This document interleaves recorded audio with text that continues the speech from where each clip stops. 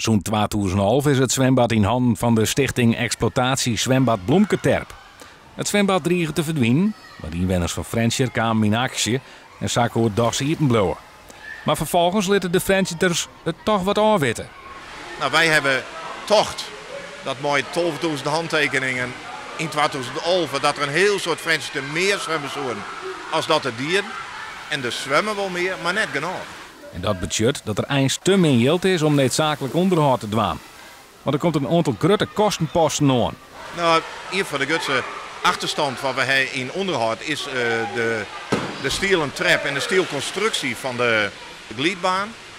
Zo hier we daarvoor wat beschadigingen aan een PVC-vlier, dat moet dan ook gerepareerd worden. Nou, feitelijk is daar het geld net voor. Dus als er net iemand komt die zegt, ik wil die wel even helpen, dan moet ik eigenlijk continu lappen en plakken en nou ja, lietse dingetjes doen om het alle een beetje draaglijk te houden. En eigenlijk was dat niet. Het zwembad met een aantal betallingsletters dwaan, daardoor ieder weer wat ruimte. Verder komt er in april een crowdfundingsactie om de trap van het zwembad op te knappen. Maar om het onderhoud te betalen, moeten er meer bezoekers komen. Of zal de gemeente weer geld bijlezen moeten.